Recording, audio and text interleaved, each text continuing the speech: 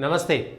వయనాడులో జరుగుతున్నటువంటి లోక్సభ ఉప ఎన్నికకు సంబంధించి కేరళ రాష్ట్రంలో ప్రియాంక గాంధీ తొలిసారిగా రాజకీయాల్లో అడుగుపెట్టినటువంటి తొలిసారిగా ఉప ఎన్నికల్లో పోటీ చేస్తుండడము, అక్కడ రాహుల్ గాంధీ గతంలో గెలవడము, ఆ గెలిచినటువంటి సీట్ని రాజీనామా చేయడము, అక్కడి నుంచే ప్రియాంక గాంధీ తన రాజకీయ అరంగేట్రంగా కేరళలోని వయనాడు నుంచి ఉప ఎన్నిక ద్వారా పోటీ చేయడం, సహజంగా అమేథీ లేదా రాయ్బరేలీ లాంటి స్థానాన్ని ఎంచుకోకుండా 2024 ఎన్నికల్లో ఏదో ఒక చోట నుంచి పోటీ చేస్తారని భావించినా కూడా ఇప్పుడు ఆ పరిస్థితులు మారిపోయినాయి. కాబట్టి వయనాడులో జరుగుతున్నటువంటి ఉప ఎన్నికల్లో ప్రియాంక గాంధీ అరంగేట్రం చేయడానికి పూనుకున్నారు. అయితే ఆ వయనాడులో ఉన్నటువంటి పరిస్థితులు ఏంటి? ప్రియాంక గాంధీ గెలుస్తారా, ఓడిపోతారా, అక్కడ కమ్యూనిస్టు పార్టీల బలం ఏంటి, భారతీయ జనతా పార్టీ బలం ఏమిటి, ఇతరులు ఎటువైపు మద్దతు ఇస్తారు, ఇవన్నీ అంశాలను ఒకసారి తెలుసుకునేటువంటి ప్రయత్నం చేస్తే జన్లోక్ పోల్ వచ్చినటువంటి ఒక సర్వే ప్రకారం వయనాడులో జరుగుతున్నటువంటి ఉప ఎన్నికల్లో ఇప్పుడు జరిగినటువంటి దానికి ఇప్పటికిప్పుడు ఈ 4 రోజుల క్రితం ఇచ్చినటువంటి ఈ సర్వే ప్రకారము కాంగ్రెస్ పార్టీకి 48.23% ఓట్లు, భారతీయ జనతా పార్టీకి 20.05%, సిపిఐకి 19, అంటే దాదాపుగా 20% ఇతరులకు 12.62%. నిజానికి వరుసగా గత 4 ఎన్నికల్లో ఇక్కడ కాంగ్రెస్ పార్టీయే గెలుస్తున్నది. వరుసగా 4 సార్లు కాంగ్రెస్ పార్టీ గెలుస్తున్నది. కాంగ్రెస్ పార్టీకి సంబంధించినటువంటి ఓట్ షేర్ 4 ఎన్నికల్లో ఏ విధంగా ఉంది, మిగిలిన బీజేపీ సిపిఐ పార్టీల పరిస్థితి ఎట్లా ఉందనేటువంటిది ఒక్కసారి పరిశీలిద్దాం. 2009లో కాంగ్రెస్ పార్టీ గెలిచింది 49.86%. 2014లో కూడా కాంగ్రెసే గెలిచింది, 41% ఓట్లు వచ్చినాయి. 2019లో రాహుల్ గాంధీ మొదటిసారి వయనాడుకు వస్తే 64.94% ఓట్లు. 2024లో మొన్న జరిగినటువంటి ఎన్నికల్లో 59.69, అంటే దాదాపుగా 60% ఓట్లతోటి 4% తగ్గింది. రాహుల్ గాంధీకి కూడా అంతకుముందు తగ్గింది. 2009తో పోలిస్తే 2014లో తగ్గింది. తిరిగి మళ్ళా 2019లో రాహుల్ గాంధీ పోటీ చేసినప్పుడు 64% ఓట్లు వచ్చినాయి. 2024లో 60% ఓట్లు దాదాపుగా వచ్చినాయి. అంటే 4% ఓట్లు తగ్గినట్టుగానే మనం లెక్కేసుకోవాలి. ఇది 2009 నుంచి 2024 వరకు వచ్చినటువంటి 2009లో షానవాసు, 2014లో షానవాసు, 2019లో 24లో రాహుల్ గాంధీ. వరుసగా 4 ఎన్నికల్లో కూడా ఇక్కడ కాంగ్రెస్ పార్టీ ఎంపీగా గెలుస్తుంది. ఇక్కడ ఉన్నటువంటి అసెంబ్లీ ఎన్నికల్లో 2021 అసెంబ్లీ ఎన్నికల్లో ఇక్కడ వస్తున్నటువంటి పార్లమెంట్ సీట్ కింద ఉన్నటువంటి అసెంబ్లీలో ఒక స్థానంలో సిపిఐ వయనాడు జిల్లాకు సంబంధించి, ఇంకొక స్థానంలో కాంగ్రెస్ పార్టీ, ఇంకొక స్థానంలో కాంగ్రెస్ పార్టీ, ఇంకొక స్థానంలో సిపిఎం, ఒక దాంట్లో ముస్లిం లీగ్, ఒక దగ్గర ఇండిపెండెంట్, ఒక దగ్గర కాంగ్రెస్. 7 సీట్లలో 3 చోట్ల కాంగ్రెస్ పార్టీ గెలిచింది. అక్కడ ఎల్డిఎఫ్, దేశవ్యాప్తంగా కమ్యూనిస్టులు కాంగ్రెస్ కలిసి పోటీ చేస్తామని చెప్పిన కేరళ రాష్ట్రానికి వచ్చేసరికి మాత్రం కమ్యూనిస్టుల గ్రూప్ వేరే ఉంటుంది, కాంగ్రెస్ గ్రూప్ వేరే, ఎల్డిఎఫ్ యూడిఎఫ్. ఇక్కడ ఎల్డిఎఫ్కి సంబంధించి 2 సీట్లు, యూడిఎఫ్కి సంబంధించినటువంటి 3 సీట్లు ఉన్నాయి. ఇక ముస్లిం లీగ్ ఇటు వీళ్ళతోటి వాళ్ళతోటి కలిసి ఉంటుంది. ముస్లిం లీగ్కి సంబంధించినటువంటి ఒక స్థానం ఎర్నాడు నుంచి ముస్లిం లీగ్ గెలిచింది. మొత్తం ఇక్కడ గెలిచినటువంటి సిద్దికీ కానీ అన్వర్ కానీ ఓవరాల్గా వయనాడులో ముస్లింల జనాభా ఎక్కువ. మామూలుగా 15-20% ముస్లిం జనాభా ఉంటేనే అది వన్ సైడ్ ఓటింగ్గా మనం భావిస్తాము. అట్లాంటిది ఇక్కడ 45% వరకు ముస్లిం ఓటింగ్ ఉంటుంది, 13% వరకు క్రిస్టియన్ ఓటింగ్ ఉంటుంది. అంటే 50%కి పైగా ఇక్కడ ముస్లిం క్రిస్టియన్లకు సంబంధించినటువంటి ఓటింగ్ ఉంటుందనేటువంటి చెప్పుకోవచ్చు. 2 చోట్ల CPIM communist party, Marxist CPM 2 చోట్ల ఉంది అధికార పార్టీ. అదేవిధంగా ప్రతిపక్షంలో ఉన్నటువంటి కాంగ్రెస్ 3 చోట్ల, ముస్లిం లీగ్ 1 చోట. అంటే అక్కడ ఉన్నటువంటి బలాబలాలు ఏ విధంగా ఉన్నాయనేటువంటిది మనం అర్థం చేసుకోవచ్చు. 2024లో కాంగ్రెస్కు 6,47,000 ఓట్లు వస్తే సిపిఐకి 2,83,000. 2019తో పోలిస్తే సిపిఐకి ఓట్ల శాతం కొంత పెరిగింది, అదే కాంగ్రెస్కు 5.25% తగ్గింది.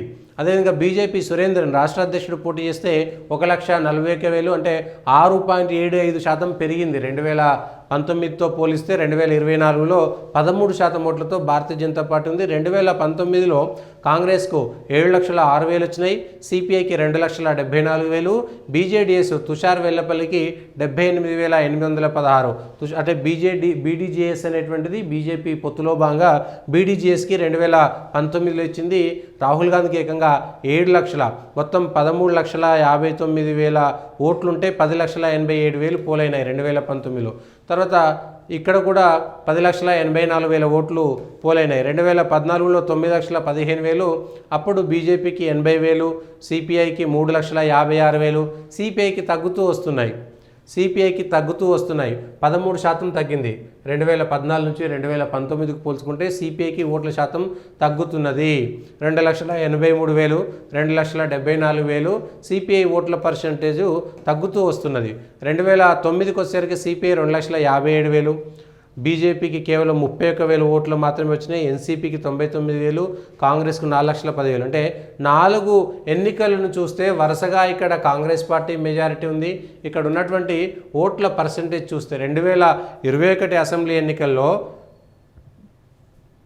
బీడీజీఎస్ ఇది 2019 పార్లమెంట్, 2021 అసెంబ్లీలో బీజేపీ 6.6%, సిపిఐ 0%, సిపిఎం 25%, కాంగ్రెస్ 34%, ముస్లిం లీగ్ 12% ఓట్లు 2021 అసెంబ్లీకి సంబంధించి ఇక్కడ సిపిఐ పోటీ చేయలేదు, సిపిఎం మాత్రమే పోటీ చేసింది. కాబట్టి సిపిఎంకి 25%, కాంగ్రెస్కి 34%, బీజేపీకి కేవలం 6.6% మాత్రమే ఓట్లు వస్తున్నాయి అనేటువంటి విషయాన్ని మనం ఒకసారి గమనించాలి.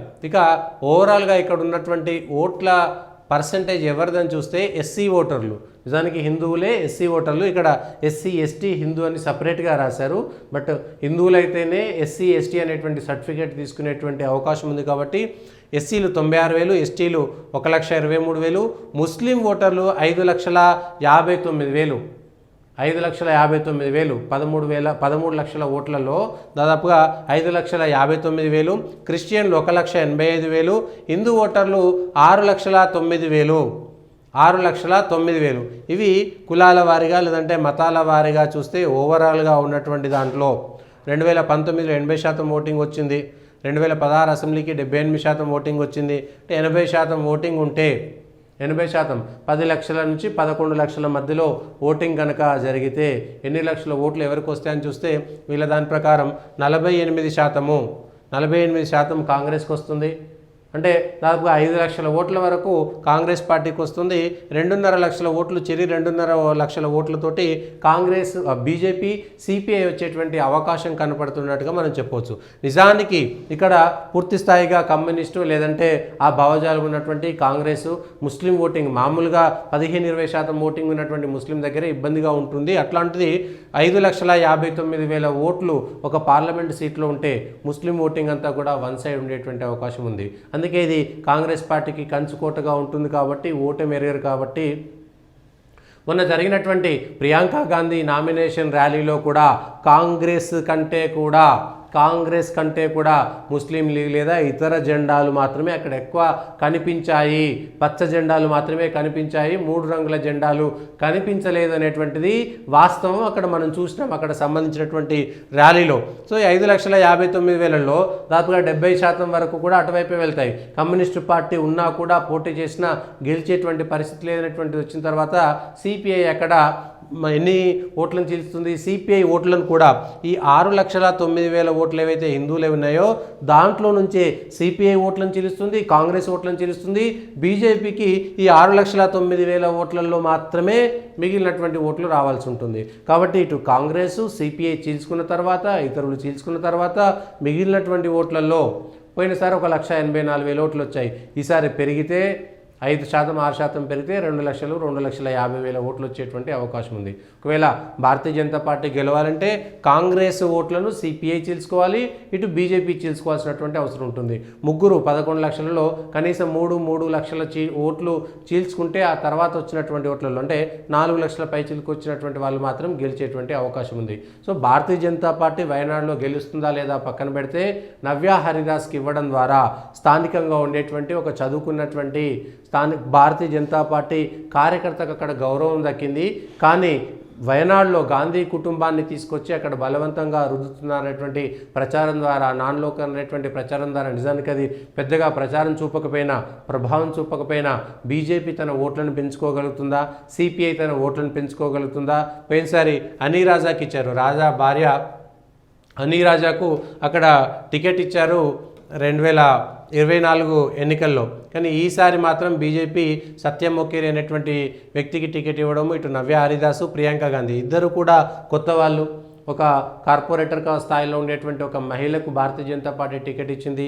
ప్రియాంక గాంధీ పైన ఒక మహిళ పోటీ చేయడం కూడా, స్థానిక మహిళ, చదువుకున్నటువంటి మహిళ, పార్టీ కోసం పాటుపడుతున్నటువంటి ఒక కార్యకర్తకు గుర్తింపు ఇచ్చిందనేటువంటి విధంగా కూడా భారతీయ జనతా పార్టీ అక్కడ ప్రూవ్ చేసుకునేటువంటి అవకాశాన్ని మనం గమనించాల్సినటువంటి అవసరం మాత్రం ఉన్నది. కాబట్టి వయనాడులో ఉన్నటువంటి ఈ ముస్లిం ఓటింగు, క్రిస్టియన్ ఓటింగ్లలో దాదాపుగా మెజారిటీ కాంగ్రెస్ వైపు వెళ్ళిపోతుంది, ముస్లిం మెజారిటీ దాదాపుగా కాంగ్రెస్ వైపు వెళ్ళిపోతుంది.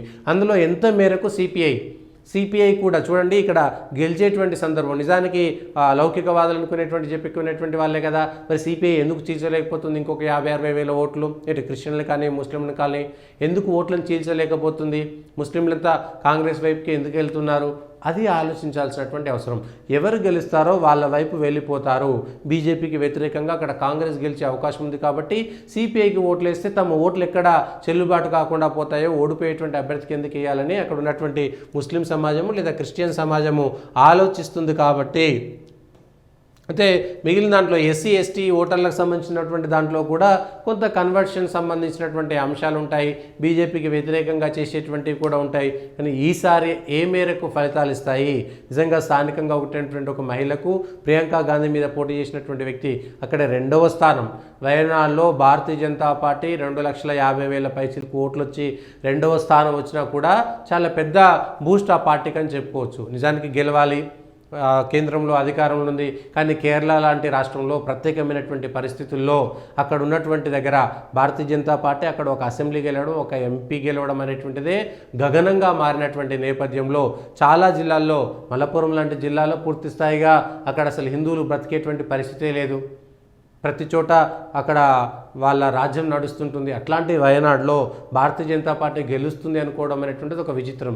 దేశంలో ముస్లింలు, క్రిస్టియన్లు, హిందువులకు వ్యతిరేకం, బీజేపీకి వ్యతిరేకమైనటువంటి ఒక వార్తలు సృష్టించబడి ఏండ్ల కొద్దీ నానుతుంది. కాబట్టి ఆ వ్యతిరేక లౌకికవాదం అంటే హిందువులకు వ్యతిరేకంగా ఉండడం అనేటువంటి ఒక నినాదము 50-60 సంవత్సరాలుగా ప్రజల మధ్యన నాటుకుపోయింది. కాబట్టి హిందువుల గురించి మాట్లాడితే, హిందువుల హక్కుల గురించి మాట్లాడితే అది ముస్లింలకు వాళ్ళకు వ్యతిరేకమని, ఒకవేళ ముస్లింలకు క్రిస్టియన్ల కోసం మాట్లాడితే అది దేశభక్తిని గొప్ప విషయమైనటువంటి విధంగా మీడియాతో పాటు మిగిలినటువంటి అనేక సమాజంలో అట్లా 60-70 సంవత్సరాలుగా నానుకుపోయింది. కాబట్టి అట్లాంటి పరిస్థితుల్లో మనం అక్కడ భారతీయ జనతా పార్టీ గెలుపును ఊహించడం అనేటువంటిది ప్రత్యేకంగా గొప్ప. కానీ పోయినసారి కంటే 2019 కంటే 2020 64 నుంచి 59కి వచ్చింది. 59 నుంచి 10% ఓట్లు తగ్గి 48% కనుక కాంగ్రెస్ పడిపోతే అది కూడా కాంగ్రెస్కి ఎదురు దెబ్బే. అక్కడ కాంగ్రెస్కు వ్యతిరేకంగా ఒక్కసారిగా హిందుత్వ బెల్ట్ అంతా 6 లక్షల ఓట్లలో కనీసం 3 లక్షల ఓట్లు బీజేపీ వైపు వచ్చినా కూడా మార్పు సాధ్యమవుతున్నట్టే. కేరళలో కూడా మేము గెలవడానికి మా ఓట్లు మేమే వేసుకోవడానికి ప్లస్ కాంగ్రెస్కు వ్యతిరేకంగా, లేదంటే అక్కడ జరుగుతున్నటువంటి అనేకమైనటువంటి ముస్లిం పెత్తందారీ వ్యవస్థకు వ్యతిరేకంగా ఓటేయడానికి జనాలు ముందుకొచ్చారని చెప్పుకోవడానికి మాత్రం మనం అర్థం చేసుకోవచ్చు. కానీ కమ్యూనిస్టుల ఏలుబడిలో అక్కడ ఉన్నటువంటి హిందువులు స్వేచ్ఛగా ఓటేలేరు. బెంగాల్లో మనం చూసాం. కాబట్టి అది సాధ్యమైనటువంటి పని కూడా కాదు. అక్కడ వేళ్ళూను కొనిపోయినటువంటి వ్యవస్థ నుంచి బయటికి రావడం అనేటువంటిది అంత ఈజీ కాదు. కానీ వరుసగా భారతీయ జనతా పార్టీకి ఓటు శాతం పెరగడము, సిపిఐ కూడా నిజానికి అక్కడ సిపిఐకి బలంగా ఉండాలి. 2 స్థానాల్లో ఎమ్మెల్యేలుగా గెలిచినటువంటి సిపిఎం మద్దతుతో సిపిఐ గెలవాల్సినటువంటి స్థానం. నిజానికి కాంగ్రెస్ తగ్గితే సిపిఐ కూడా పెరిగేటువంటి అవకాశం ఉంటుంది, గెలిచేటువంటి అవకాశం ఉంటుంది. అప్పుడు కాంగ్రెస్ కూడా ఎదురు దెబ్బ. కానీ సిపిఐ ఆ మేరకు పని చేయకపోవచ్చు. ప్రియాంక గాంధీ గెలవడం కోసమే సిపిఐ వెనుక నుంచి పనిచేసేటువంటి అవకాశం మాత్రం కనబడుతున్నది. ఓవరాల్గా వయనాడులో బీజేపీ, సిపిఐ 20% ఓట్లతో, 48% ఓట్లతో కాంగ్రెస్ పార్టీ వస్తే కనుక పోయినసారి కంటే వరుసగా తగ్గుతూ వస్తున్నటువంటి ఓట్ల శాతం కాంగ్రెస్కు ఒక ఎదురు దెబ్బగా మనం చెప్పుకోవచ్చు.